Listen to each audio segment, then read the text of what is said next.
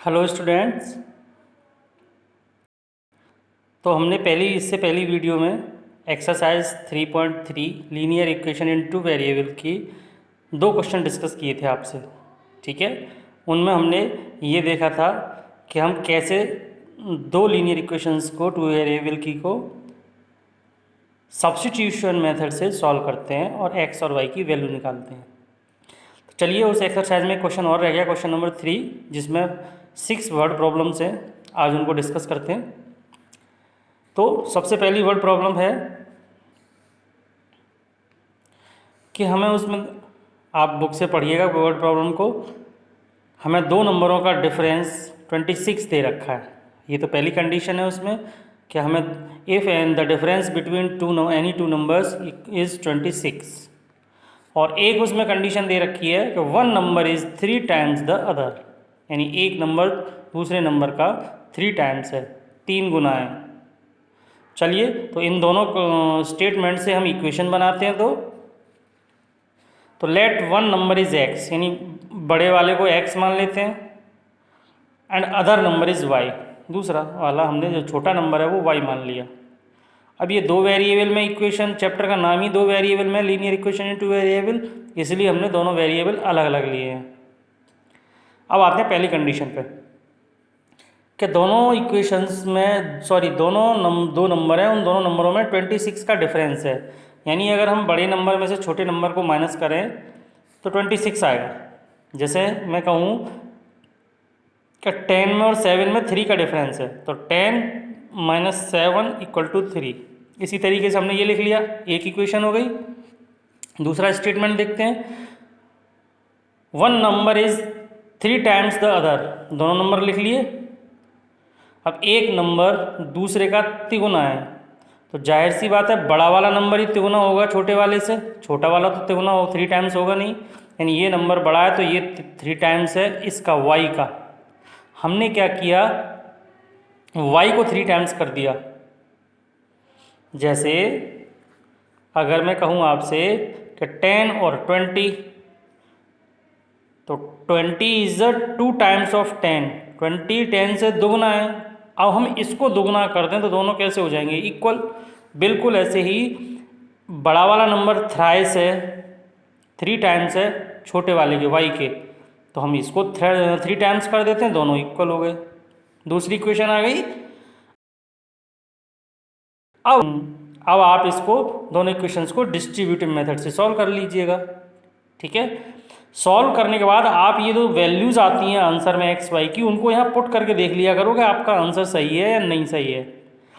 क्योंकि एग्जाम में अगर आएगा तो वहाँ आंसर शीट आपको मिलेगी नहीं, वो ऐसे ही चेक करके पता चल जाएगा कि हमने सही आंसर निकाला या गलत। तो आप यहीं चेक कर लिया करो। जैसे इसका आंसर आएगा 13 और 39 है ना, ये x की वैल्यू आ जाएगी बड़ा नंबर, और ये y की आ जाएगी। अब इसको चेक कर लेते हैं, हम x में से y माइनस करें तो क्या 26 आएगा, 13 में से 39 में से 13 माइनस करेंगे तो 26 ही आएगा। बिल्कुल सही है पहली कंडीशन, पहली इक्वेशन में हमारे दोनों वैल्यू सही आ रही हैं। अब x = 3y, x की जगह यहाँ 39 लिखो और 3 × y की जगह 13, तो ये भी 39 हो गया, ये भी 39, दोनों वैल्यू इक्वल हो गई। यहीं से पता चल जाता है कि हमारी इक्वेशन का आंसर दोनों का, x की और y की वैल्यू जो आई है वो सही आई है या गलत आई है। ठीक है, तो निकालने के बाद एक बार चेक और कर लिया करो आप, हमारे दोनों वैल्यूज सही है या नहीं सही है। इक्वेशन में बिल्कुल सही आ रही है, वैल्यू फिट आ रही है बिल्कुल कि नहीं आ रही। अब क्वेश्चन 2, उसमें पहला स्टेटमेंट है the larger of 2 supplementary angle, यानी कि 2 सप्लीमेंट्री एंगल हैं, उसमें से जो बड़ा वाला एंगल है वो एक्सीड माने ज़्यादा, यानी बड़ा है छोटे वाले से। कितना बड़ा है, 18 डिग्री। समझ में आया, 2 सप्लीमेंट्री एंगल हैं, उसमें से जो बड़ा वाला एंगल है वो ज़्यादा है छोटे वाले से। कितना ज़्यादा है, 18। चलिए देखते हैं। तो बड़े वाले एंगल को x डिग्री मान लिया, छोटे वाले को y डिग्री। अब हमें ये पता है कि दोनों एंगल सप्लीमेंट्री हैं, तो सप्लीमेंट्री एंगल वो होते हैं जिनमें 2 एंगलों का सम 180 होता है। तो ये दोनों सप्लीमेंट्री हैं, तो दोनों को प्लस करने पे 180 डिग्री आएगा। एक तो इक्वेशन ये हो गई। दूसरी इक्वेशन क्या कहती है कि यहाँ हमने लार्जर नंबर लिख लिया, यहाँ स्मॉलर लिख लिया। अब लार्जर वाला नंबर जो है छोटे वाले से 18 ज़्यादा है, ये 18 ज़्यादा है बड़ा वाला, हमने इसको +18 कर दिया। अब दोनों कैसे हो गए, इक्वल हो गए। समझ में आ रहा है ना, दो इक्वेशन बन गई। आप इनको सब्स्टिट्यूशन मेथड से सॉल्व कर लीजिएगा।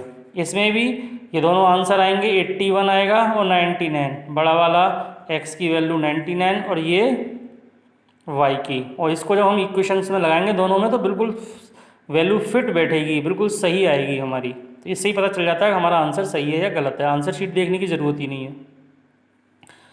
तीसरा क्वेश्चन है, एक बैट की कॉस्ट x मान ली, एक बॉल की कॉस्ट y मान ली। अब हमने 7 बैट खरीदे और 6 बॉल खरीदी, तो एक बैट x का तो 7x के हो गए, एक बॉल y रुपीज़ की तो 6 बॉल 6y की, और दोनों को प्लस करके इतना अमाउंट हो गया। फिर हमने 3 बैट खरीदे, 5 बॉल खरीदी, तो उनका प्लस इतना हो गया। दोनों इक्वेशन मिल गई, सब्स्टिट्यूशन मेथड से आप सॉल्व कर लीजिएगा। ठीक है। अब आता है चौथा क्वेश्चन।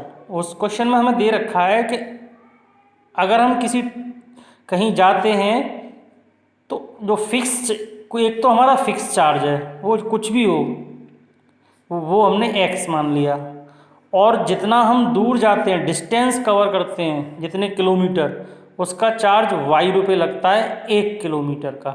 मेरी बात समझिए, मान लीजिए आप टैक्सी में बैठ गए, किसी में बैठने पे ही आपका चार्ज स्टार्ट हो गया x रुपीज़। फिर आप आगे कहीं जाएं या न जाएं, अगर बैठ गए आप तो x रुपये आपको देना पड़ेगा, चाहे आप उसमें फिर आगे एक कितना भी दूर नहीं जाते, सिर्फ बैठ के उतर जाते हैं, उसका फिक्स चार्ज लग गया।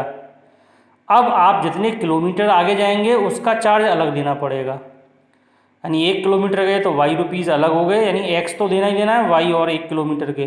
अगर 2 किलोमीटर गए तो 2y हो गया, पर किलोमीटर का चार्ज है ये। 3 किलोमीटर गए तो 3y अलग देने पड़ेंगे किलोमीटर के, और ये फिक्स चार्ज ये भी देना पड़ेगा। ठीक है, तो फिक्स तो देना ही देना है, तो फिक्स चार्ज तो है ही।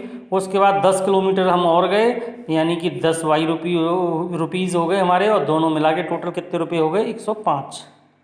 ऐसी नेक्स्ट कंडीशन है कि फिक्स चार्ज तो देना ही देना है हमें, चाहे हम जाएँ चाहे ना जाएँ। 15 किलोमीटर और गए, हमने डिस्टेंस कवर किया, तो 15y, 1 किलोमीटर के y रुपीज़, तो 15 किलोमीटर के 15y, दोनों का प्लस इतना रुपये हो गया। ठीक है, दोनों इक्वेशन दोनों इक्वेशंस को सॉल्व करना आप सब्स्टिट्यूशन मेथड से। पांचवा क्वेश्चन है, न्यूमरेटर को हमने x मान लिया, डिनोमिनेटर को y मान लिया, तो फ्रैक्शन हो गया हमारा x/y। उसमें एक फ्रैक्शन के बारे में बात की जा रही है। अब देखते हैं कंडीशन। पहली कंडीशन में वो कहता है कि अगर हम न्यूमरेटर और डिनोमिनेटर दोनों में 2 प्लस कर दें तो हमारा फ्रैक्शन जो 9/11 बिकम हो जाएगा, यानी इतना हो जाएगा। ठीक है, तो दोनों में हम 2 प्लस कर देते हैं फ्रैक्शन में, x/y में, न्यूमरेटर में डिनोमिनेटर में, इक्वल टू हो गया 9/11, क्रॉस मल्टीप्लाई करके ये इक्वेशन आ गई। दूसरी कंडीशन में कह रहा है कि दोनों में हम 3 प्लस कर देते हैं, दोनों में 3 प्लस कर दो न्यूमरेटर डिनोमिनेटर में, तो ये 5/6 हो जाएगा। क्रॉस मल्टीप्लाई करके x और y एक तरफ लेके नंबर्स एक तरफ ट्रांसफ़र करके ये इक्वेशन आ गई। ठीक है, इसको भी आप सॉल्व कर लीजिएगा सब्स्टिट्यूशन मेथड से, आंसर चेक कर लीजिएगा, इसी इक्वेशन में पुट करके देख लीजिए वैल्यू, x और y की वैल्यू लगाने पर -4 आ जाता है, तो हमारा आंसर सही है। अब आता है लास्ट, उसमें आफ्ताब और उसका जैकब और उसके सन के बारे में बात हो रही है। जैकब कह रहा है अपने सन से कि 5 साल पहले जैकब जो है अपने बेटे का 3 टाइम्स था, 5 ईयर बाद में प्लस हो रहा है, तो 5 साल बाद जैकब अपने बेटे का तिगुना हो जाएगा। और दूसरी कंडीशन है, उसमें कह रहा है कि 5 साल पहले जैकब अपने बेटे का 7 टाइम्स था। तो दोनों कंडीशन देख लेते हैं। प्रेजेंट एज पूछी है, तो मान लेते हैं कि अभी वो सन जो है एक्स ईयर का है और जैकब जो है वाई ईयर का है। तो जैकब यहाँ लिख लिया, उसका बेटा यहाँ लिख लिया सन। अब सन छोटा होगा, हमने सन को एक्स माना, एक्स यहाँ लिख लिया, जैकब को वाई। अब 5 साल बाद, ठीक है ना, तो दोनों में 5 जोड़ दिया, 5। अब जैकब 3 टाइम्स हो जाएगा, तो हमने किसको कर दिया, सन को, दोनों इक्वल हो गए। मान लीजिए ये 30 है और ये 10 है, ये 3 टाइम्स है, तो हम किसको कर दें, इसको, ये भी 30 हो गया, दोनों इक्वल हो गए। तो इसको 3 टाइम्स कर दिया, दोनों इक्वल हो गए, मल्टीप्लाई किया, 3x + 15, ये y + 5, दोनों को इधर करके इक्वेशन बना ली हमने। ठीक है, ये इक्वेशन बन गई हमारी।